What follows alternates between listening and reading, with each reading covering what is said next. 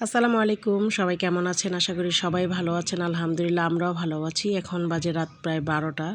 তো সারাদিনের কাজকর্ম শেষ করে নিরিবিলি রাতে আমরা সিদ্ধ পুলি পিঠাটা বানাচ্ছি। কারণ সিদ্ধ পুলি পিঠাটা রাতে আমরা সিদ্ধ করে রাখি, পরদিন সকালবেলা এটা খেতে খুবই মজা লাগে।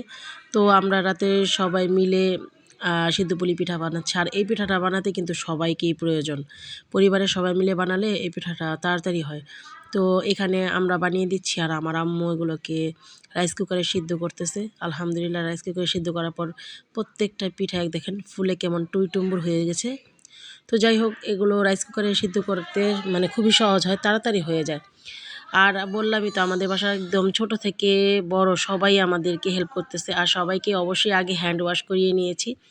তো প্রত্যেকটা মানুষ হেল্প করতেছে, চাহাত থেকে শুরু করে আমার এই যে মামনি, এই মামুনিটাও করতেছে সব কিছু। তো যাই হোক, সবগুলো সিদ্ধ করে আম্মু একটা একটা করে নিয়ে আসতেছে আর রাখতেছে। আর এই তো চাহাত একটা ভেঙে দেখাবে এখন ভিতরে কেমন পুর হয়েছে। আর আমার আম্মুর হাতের এই পুরটা খেতে খুবই সুস্বাদু হয়, অনেক ইয়াম্মি একটা পুর এটা। আর সিদ্ধ পুলির জন্য এটা একটা পারফেক্ট পুর। আর এটা পরের দিন সকালবেলা আরও শক্ত হয়ে যাবে। এখন যেহেতু গরম গরম আর ভিতরে একদম তুলতুলে নরম পিঠাটা।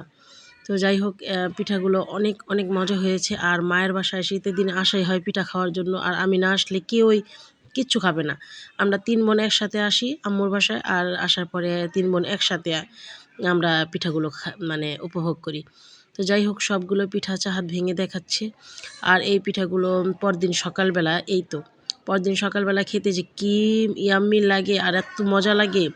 আর সবচাইতে বেশি ভালো লাগে এগুলোকে মানে সকালবেলা যে টিমটিমে রোদ, মিষ্টি একটা রোদ থাকে না, সেই রোদে বসে।